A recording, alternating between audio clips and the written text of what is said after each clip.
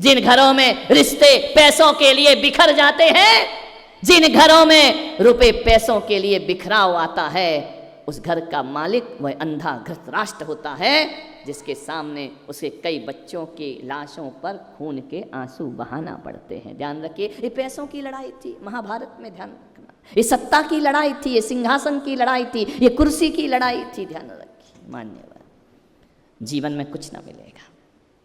नादान है वो लोग जो हथेलियों में मुकद्दर तलाशते हैं। हथेलियों में मुकद्दर नहीं होता, हमारे व्यवहार में हमारी किस्मत छिपी हुआ करती है। कुछ वैज्ञानिक अंतरिक्ष में मंगल ढूंढ रहे हैं, मंगल ग्रह की खोज कर रहे हैं। मैं पुलक सागर भगवान महावीर का ऐसा वैज्ञानिक बन रहा हूं। मैं आपसे इतना निवेदन करता हूं औरंगाबाद वालों कि मंगल में जीवन मत ढूंढो, मंगल में जीवन मत ढूंढो, अपने जीवन में मंगल को उतारने का प्रयास करिए। ध्यान रखना है, किस मंगल को ढूंढ रहे हैं लोग? मंगल में जीवन, कोई चांद में जीवन ढूंढ रहा है, कोई अंतरिक्ष में जीवन ढूंढ रहा है, वहां पर कॉलोनियां बनाई जाएंगी, वहां पर एक दुनिया बसाई जाएगी। अरे दुनिया बसाने का दुष्प्रयास मत करो। एक बात याद रखो, आधुनिकता की अंधी दौड़ में चांद पर जीवन मत ढूंढो, चांद पर दुनिया मत बसाओ, मंगल पर दुनिया मत बसाओ। परमात्मा की बसी बसाई दुनिया में आनंद से जिंदगी जियो और विदा हो जाओ। ज्यादा जीवन में उपद्रव करने की जरूरत क्या है? परमात्मा की बसाई हुई दुनिया में प्रेम से नहीं रह सकते हो तो अपनी बसाई दुनिया में क्या खाक प्रेम से रहोगे तुम अपनी जिंदगी में? ध्यान रखना, ये परमात्मा की बसी बसाई दुनिया है, हमें कुछ भी नहीं करना है, केवल इसमें प्रेम और मोहब्बत से रहना सीख जाएं तो जीवन आनंद में परिवर्तित हो जाएगा। मन एक मकान हंस रहा था आदमी को देखकर, उसकी दीवारें हंस रही थी। आदमी को देख करके दीवारों ने आपस में बात की, ईंट ने ईंट से बात की। देखो, ये आदमी चला जाता है, हम खड़े रह जाते हैं। आदमी तो दुनिया से चला जाएगा, जिसने बनाया है, जिस शान से खड़े होकर मकान बनाया है ना, उसी तरह उस मकान से आड़े होकर के बाहर निकाल दिया जाएगा, लिटा करके बाहर निकाल दिया जाएगा। मकान ने कहा कि हम खड़े हैं मजबूती के साथ, ना जाने कितनी पीढ़ियां आई और चली गई, बनाने वाले चले गए, हम खड़े के खड़े रह गए। अरे इनका परिवार बिखरता है, हम चार दीवारें आपस में कभी बिखरती नहीं, ये चार भाई बिखर जाते। हंस रहा था मकान तुम इंसानों पर। ईंट ने पूछा कि बताओ हम क्यों नहीं बिखरते और आदमी क्यों बिखर जाता है? उन्होंने कहा कि इसलिए ईंट बहनों कि हम एक दूसरे को मजबूती से पकड़ के रखते हैं, इसलिए हमारी दीवारें बिखरा नहीं करती हैं। और आदमी एक दूसरे को मजबूती से नहीं पकड़ता है, इसलिए उसका परिवार बिखरे। ईंटों ने कितना मजबूती से पकड़ा है एक दूसरे को, एक ईंट दूसरे ईंट को पकड़ के रखती है, उसे खिसलने नहीं देती है, उसे खिसकने नहीं देती है। बोले हम चार दीवार और एक छत हजारों वर्ष खड़े रहेंगे, लेकिन बनाने वाला दुनिया से विदा हो जाएगा। किन मकानों की बात कर रहे हैं आप? मानिए, एक बात याद रखना, दूध बहुत मीठा होता है, इतना माधुर्य होता है दूध में, और यदि उस दूध में थोड़ी सी शक्कर डाल दी जाए तो उसका स्वाद और ज्यादा बढ़ जाया करता है। लेकिन कभी आपने ख्याल किया, महिलाओं से मेरा निवेदन है, दूध में शक्कर डालो तो दूध का आनंद और ज्यादा बढ़ जाता है। लेकिन एक बात बताना, यदि उस दूध में जिसमें शक्कर भी डली है, केसर भी डला है, गुलाब जल भी डला है, बड़ा स्वादिष्ट दूध है, उस दूध में छोटा सा, इतना सा एक प्याज का टुकड़ा गिर जाए तो फिर क्या होता है दूध का? बोलिए, आपसे निवेदन कर रहा हूँ, ना तो शक्कर का माधुर्य रहता, ना दूध का माधुर्य रहता है, ना केसर की खुशबू रहा करती है। एक बात याद रखना, वो छोटा सा प्याज का टुकड़ा यदि उसमें गिर जाए, पूरा दूध जो सुगंधित था वो दुर्गंध में परिवर्तित हो जाया करता है। मैं महिलाओं से निवेदन कर रहा हूँ, आपका परिवार दूध जैसे माधुर्य को लिए हुए है, और नफरत का प्याज का टुकड़ा उसमें गिरना नहीं चाहिए। ये महिलाओं का सबसे बड़ा दायित्व हुआ करता है। यदि एक टुकड़ा गिर गया नफरत का, घर की सुख चैन और शांति को बर्बाद होने में ज्यादा देर नहीं लगेगी। एक बात पुलक सागर की मान लेना कि जिन घरों में सुख शांति और प्रेम से लोग रहा करते हैं, ये गांठ बांध लेना अपने जीवन में, जिन घरों में सुख शांति से लोग रहते हैं वहां आने वाले लोग स्वर्ग से उतर के आते हैं, और वहां जीने वाले लोग मरने के बाद भी स्वर्ग की यात्राएं किया करते हैं। ध्यान रखना, जिन घरों में प्रेम होता है, जिन घरों में आनंद होता है, जिन घरों में प्रसन्नताएं हुआ करती हैं, उसके जैसा घर कौन सा होगा स्वर्ग से सुंदर। नादान है वो लोग जो आसमान में स्वर्ग तलाशते हैं। मैं कहता हूं घर में ही स्वर्ग है, एक बार तलाशने की कोशिश करो। हमारा स्वर्ग नरक में परिवर्तित ना हो जाए, घर में ही देखो, एक सीढ़ी ऊपर चढ़ाती है और वही सीढ़ी नीचे उतारने का काम करती है। सीढ़ी का देखना है उपयोग क्या कर रहे हो। यदि ऊपर चढ़ोगे तो स्वर्ग की यात्रा होगी और नीचे आओगे तो नरक की यात्रा तुम्हारे घर में प्रारंभ हो जाएगी। घर को स्वर्ग बनाओ। पहले ये प्रयास रहता था कि किसी भी प्रकार से हमारा घर नहीं टूटना चाहिए, और आज के जमाने में सब इसी प्रयास में रहते हैं, किसी भी तरह बहू का डोला आए और आई एम सेपरेट सेपरेट, तुम अलग और हम अलग। ध्यान रखिए, मत तोड़ो घरों को, मत बिखेरो। एक खून इतना बट जाता है, इतना बट जाता है, इतना बट जाता है कि एक दूसरे के खून खराबे को तैयार हो जाया करते हैं। आपसे निवेदन है,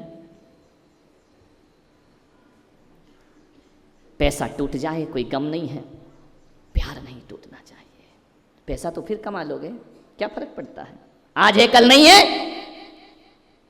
आज कल नहीं है परसों हो जाए, पैसे का कोई भरोसा नहीं है। रिश्ते, आत्मीयताएं, प्रेम, ये बहुत मुश्किल का होता है। इसलिए मैं आपसे ज़्यादा निवेदन कर रहा हूँ, क्योंकि जब तक आप नहीं आती हैं तब तक ये भाई भाई इतने प्यार से रहा करते हैं, लेकिन जिस दिन से सहनाई क्या बच जाती है घर में, दुल्हन क्या आ जाती है घर में, ये मेरा कमरा वो मेरा कमरा हो जाया करता है। और जब तक शादी नहीं होती दोनों भाई एक कमरे में ही जीवन गुजार दिया करते हैं। जैसे ही विवाह हो जाता है, ये मेरा रूम है, ये तुम्हारा रूम है, ये तुम्हारा सामान है, ये मेरा सामान है, ये देवरानी का है, ये जेठानी का है, होगा। ये व्यवस्था है, परिवार की व्यवस्था है। मैं ये नहीं कह रहा हूँ कि ऐसा नहीं होना चाहिए, होगा। अलग अलग रूम भी होंगे, अलग अलग व्यवस्थाएं भी होंगी, लेकिन आपसे कहूंगा एक कसम यहां से खाकर उठो, हम कैसे भी जीवन जी लें, परिवार को नहीं बिखरने देंगे, परिवार को नहीं टूटने देंगे, परिवार को बांध करके चलने का प्रयास करेंगे। एक बात याद रखना, जमाने भर में घूम करके आ जाना। आपसे निवेदन है, चले जाना अमेरिका, चले जाना सिंगापुर,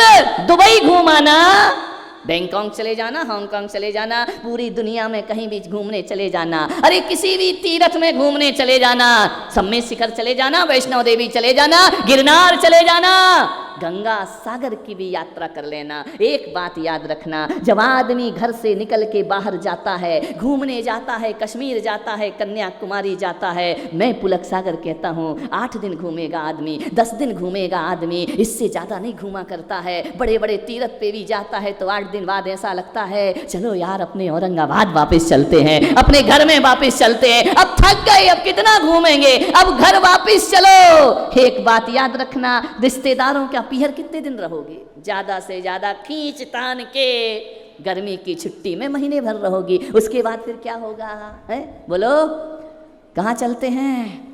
चलो अपने आप लौट चले। ध्यान रखना है, विचार करिए। आदमी दुनिया में कितना भी घूम ले, कितनी भी ऐश्वर्य और सुख सुविधाएं ले ले, कश्मीर की वादियां भी 8 दिन बाद बुरी लगने लगती हैं, घर की याद वापस आने लगती है। आदमी ऑफिस से, दुकान से, दफ्तर से लौटता है तो पहले घर जाया करता है, क्योंकि ये सच मान लो औरंगाबाद वालों, जो सुकून घर में मिला करता है वो दुनिया में कहीं प्राप्त नहीं हुआ करता है। 5 स्टार होटल में भी रुक जाओ तो सुकून तो घर में ही होता है, आनंद तो घर में ही प्राप्त हुआ करता है। आदमी बीमार हो जाए, अस्पताल में पड़ा रहे तो बूढ़ा भी कहता है अरे मर जाने दो तो मर जाने दो, मुझे घर वापस लेकर के चलो। हर आदमी अपने घर में लौटता है, हर आदमी को सुकून अपने घर में ही मिला करता है, शांति अपने घर में ही मिला करती है। ध्यान रखिए, मैं आपसे कह रहा हूं, नादान है वो लोग जो मंदिरों में सुख शांति की चाहना रखते हैं। अरे घर देखो, जिस घर में सुख शांति होती है उसे मंदिर जाना नहीं पड़ता, मंदिर खुद चल करके उसके घर में आ जाया करता है। काय के लिए मंदिर जाते हो? सुख शांति पाने को तो जाते हो ना, फिर घर को नरक बना करके क्यों जीते हो? ध्यान रखिए, घर को स्वर्ग बनाओ। घर में ही स्वर्ग है, कहीं नहीं है स्वर्ग।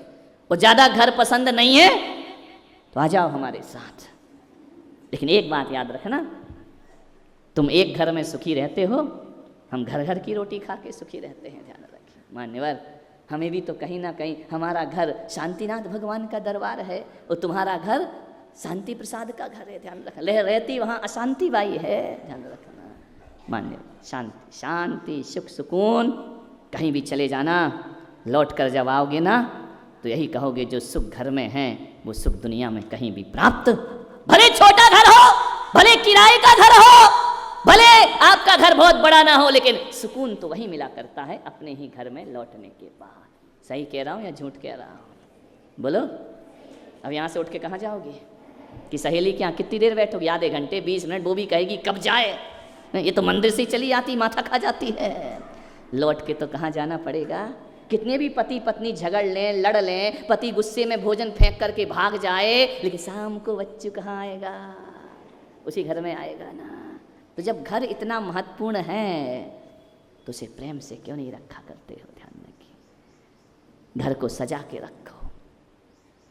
तुम्हारा आनंद, तुम्हारी खुशी, तुम्हारा प्रेम घर का उत्सव हुआ करता है। ध्यान रखिए, उत्सव में घर बनाओ, आनंद में घर बनाओ। मातमी माहौल क्यों रहता है? भाई भाई से नहीं बोलता है, बहू देवरानी जेठानी से नहीं बोलती है, एक दूसरे को देख करके मुंह बना लिया करते हैं। एक बात बताओ, लड़ झगड़ने के बाद शांति तो मिलती है ना कि नहीं मिलती है?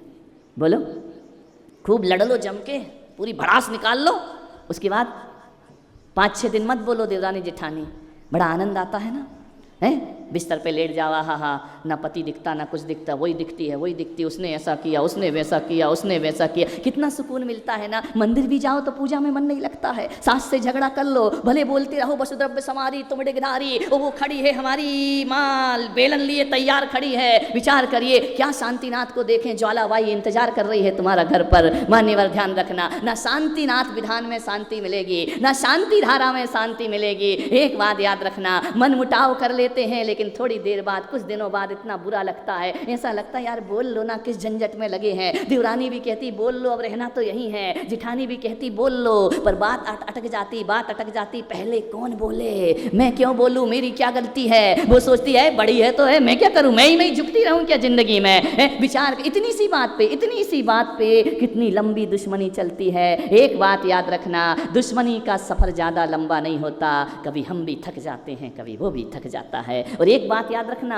महीने भर 15 दिन मत बोलना एक दूसरे को, लेकिन जिस दिन बोलना प्रारंभ करोगे उस दिन ऐसा लगेगा कि ससुराल से बेटी पीहर आने के बाद जो सुख मिलता है वो घर में इतना हल्कापन लगता है। आज बोलचाल हो गई, आज हम बोलने लगे, इतना सुकून मिलता है, इतनी खुशियां मिलती हैं। दोस्ती में बहुत खुशियां हैं, दुश्मनी में कुछ नहीं हुआ। रात दिन खराब हो जाते हैं, पूरा दिन बेकार हो जाता है। पति पत्नी झगड़ लो, पूरा दिन तुम्हारा खराब होगा, उधर उसका दुकान में खराब होगा, देवरानी जिठानी झगड़ेंगी, पूरा दिन बर्बाद हो जाएगा। क्यों पूरे दिन को बर्बाद करते हो? प्रेम से रहो थोड़ा सा। क्या हुआ, 2 बात उसने कह दी, 2 बात अपने कह दी। आप सोचिए, जहाँ 4 बर्तन होते हैं वहाँ खटपट तो होती है, कितने भी गला फाड़ो पुलक सागर वो होती है, और आगे भी हम नहीं सुधरेंगे। ध्यान रखना, कोई बात नहीं, 4 बर्तन हैं, खटपट हो जाए उसकी कोई प्रॉब्लम नहीं है। पहले किचन होते थे, रसोई घर होते थे, 4 बर्तन रखे जाते थे, आवाज़ आया करती थी। लेकिन आजकल मॉड्यूलर किचन हो गए हैं, उनमें आवाज़ नहीं आती है, बर्तन टकराते नहीं हैं। पहले बर्तन टकराते थे, अब तो गिर के सीधे टूट जाया करते हैं। ध्यान रखना, अब टकराने की बात ही नहीं है। मेरा निवेदन आपसे इतना ही है, बर्तन टकराएं तो गम नहीं होता, बर्तन टूटना नहीं चाहिए जिंदगी में। 4 लोग आपस में भिड़े, टकरार हो जाए, कोई बात नहीं, कहा सुनी हो गई, कोई बात नहीं है, लेकिन रिश्ते टूटना नहीं चाहिए। टकराहट नुकसानदायक नहीं है, टूटन नुकसानदायक है। आज हमारे परिवार टूट रहे हैं, ध्यान रखना,